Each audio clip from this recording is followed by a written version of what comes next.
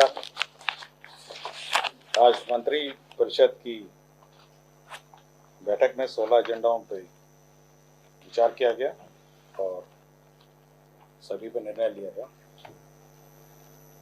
मत्स्य क्षेत्र, जहाँ पे हमारे जो फिशरीज का प्रोडक्शन है, उस क्षेत्र में बिहार राज्य जलाशय मत्स्य नीति 2022 का पर स्वीकृति दी गई।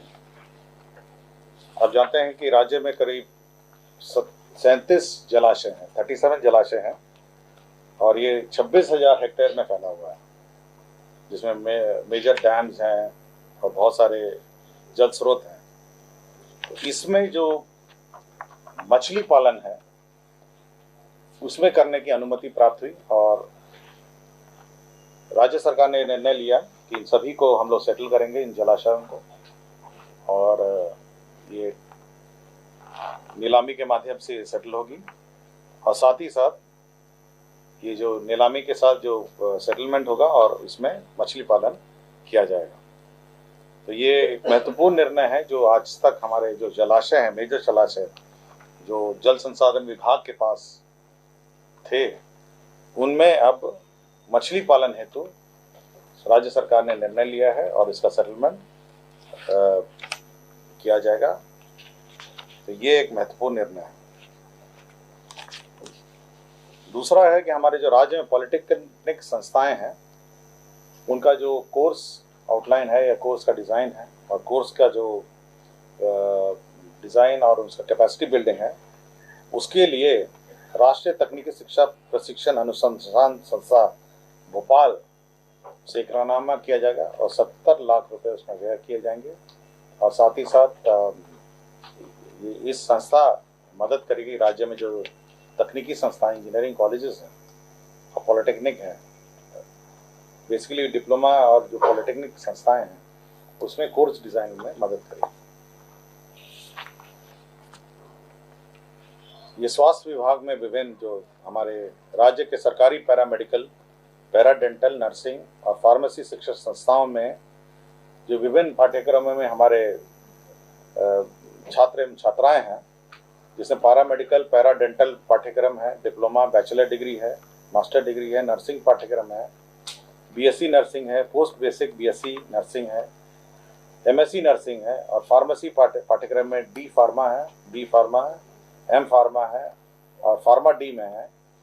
इसमें जो भी इंटर्नशिप कर रहे हैं हमारे छात्र छात्राएं हैं और कंपलसरी ट्रेनिंग में जो होंगे, उनको 1,500 रुपये छात्रवृत्ति और इंटर्नशिप का भुगतान किया जाएगा। तो ये एक सुविधा हो जाएगी इन छात्र छात्राओं को जो इंटर्नशिप कर रहे हैं, जो अभी तक इनको कुछ मिलता नहीं था। अब इनको 1,500 रुपये इंटर्नशिप अलाउंस मिलेगा जो ये कोर्स के छात्र छात्राएं हैं। इसमें संख्या मैं बता देता हूँ।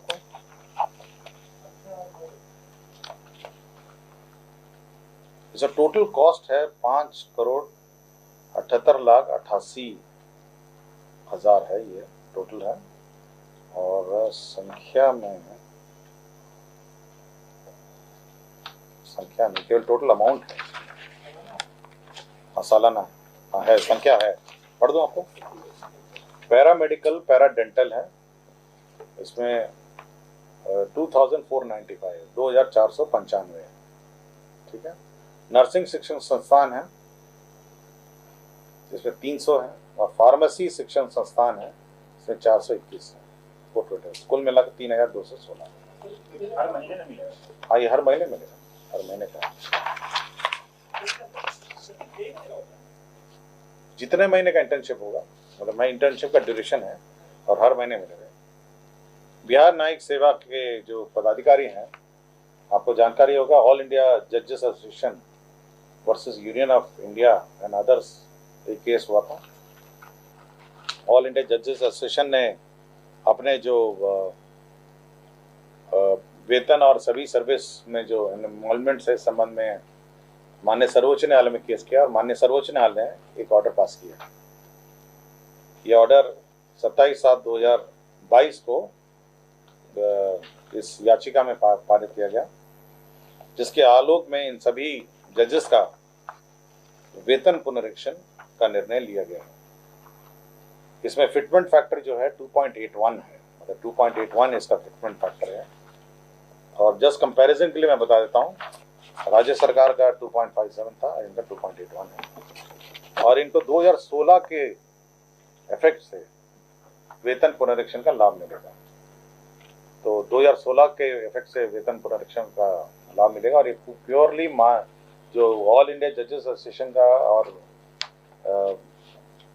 यूनियन ऑफ इंडिया के बीच में जो केस हुआ था, उसी में माननीय सर्वोच्च न्यायालय ने आदेश पारित किया है।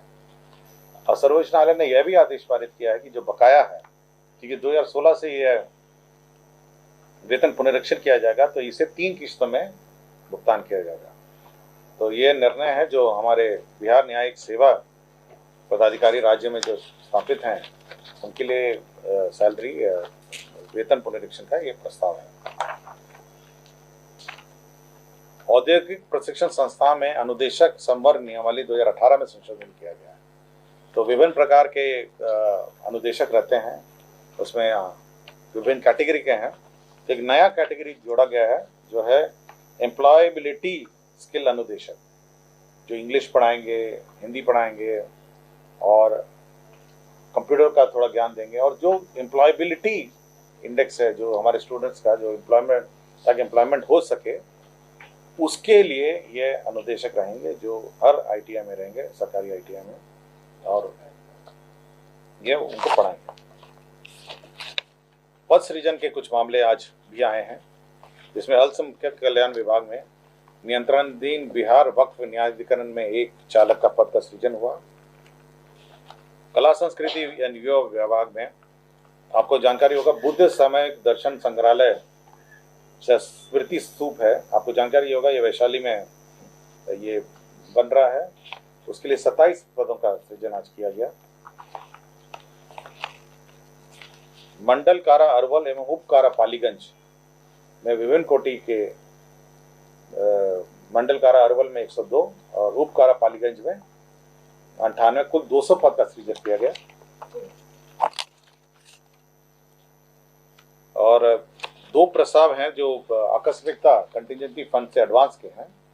पहला है सूचना एवं प्रौद्योगिकी विभाग है, जिसमें state data centre 1, state data centre 2 और 20 और ये सारे जितने हमारे जो नेटवर्क हैं बिहार सरकार के, जो आईटी नेटवर्क हैं, उसमें जो मेंटेनेंस और जो खर्चा होगा, उसके लिए 43,93,85,000 का बीसीएफ अग्रिम आईटी विभाग को, सूचना प्रौद्योगिकी विभाग को दिया गया है।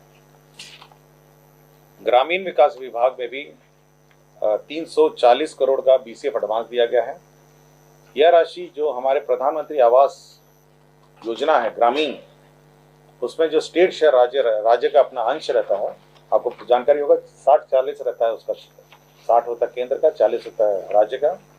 तो इस स्टेट शेयर में अनुसूचित जाति और जनजाति कंपोनेंट में घट गया था, जिसके लिए यह 340 करोड़ का राशि का आकस्मिकता निधि से भुगतान निकासी की जाएगी।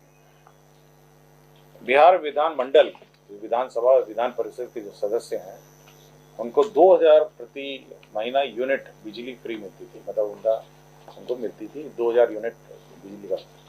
मंत्री परिषद ने अब इसको कंसोलिडेट करके अब 30,000 यूनिट अब पूरे साल में कंसोलिडेटेड फ्री मिलेगा। तो अगर 2000 का अगर मल्टीप्लाई करते तो 24 होता, लेकिन यह निर्णय लिया गया कि नहीं, 30,000 टोटल यूनिट की बिजली फ्री मिलेगी। तो 30,000 यूनिट कंसोलिडेटेड हमारे विधानसभा और विधानमंडल के जो हमारे विधायकगण हैं, उनको यह सुविधा मिलेगी। विधान परिषद सचिव जो हैं, कार्यकारी सचिव हैं श्री विनोद कुमार, उनका कार्यकाल 1/10/2022 से बढ़ाकर 1 वर्ष के लिए कर दिया गया है, जो विधान परिषद के सचिव हैं।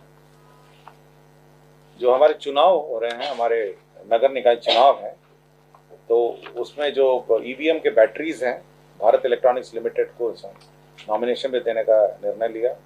साथ ही साथ उसमें पेपर सील लगते हैं, पिंक पेपर है, ग्रीन पेपर है, वो सारे पेपर सील का जो मुद्रण है वो सरस्वती प्रेस लिमिटेड को नामांकन के आधार पर उनको दिया जाएगा, यह निर्णय लिया गया।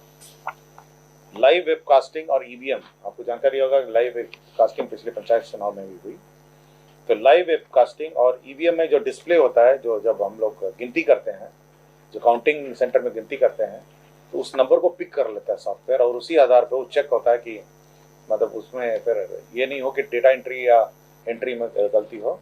तो इन दोनों कार्य के लिए नगर पालिका आम निर्वाचन को 2022 में इसको ITI लिमिटेड को नामांकन, भारत सरकार का उपक्रम है, इसको नामांकन के आधार पर इसको देने का निर्णय लिया गया। इसके साथ एक और पद सृजन का है, यह कार्यक्रम हुआ है, यह है राजस्व एवं भूमि सुधार विभाग। आपको जानकारी होगी कि बिहार विशेष सर्वेक्षण एवं बंदोबस्ती का कार्यक्रम चल रहा है विभिन्न क्षेत्रों में। तो इसमें करीब 7,595 पद क्रिएट हुए। इसमें विशेष सर्वेक्षण सहायक बंदोबस्त पदाधिकारी के 259, विशेष सर्वेक्षण कानूनगो के 518, विशेष सर्वेक्षण लिपिक के 518 और विशेष सर्वेक्षण अमीन 6,300। तो 7,595 का पद सृजन किया गया। आपको जानकारी होगी पिछली बार हम लोग राज्य सरकार ने यह निर्णय लिया है कि ये 24 तक इसको पूरा किया जाना है बंदोबस्ती कार्यक्रम, इसलिए अतिरिक्त पदों और अतिरिक्त मैन पावर की आवश्यकता रही, इस कारण से यह निर्णय लिया गया।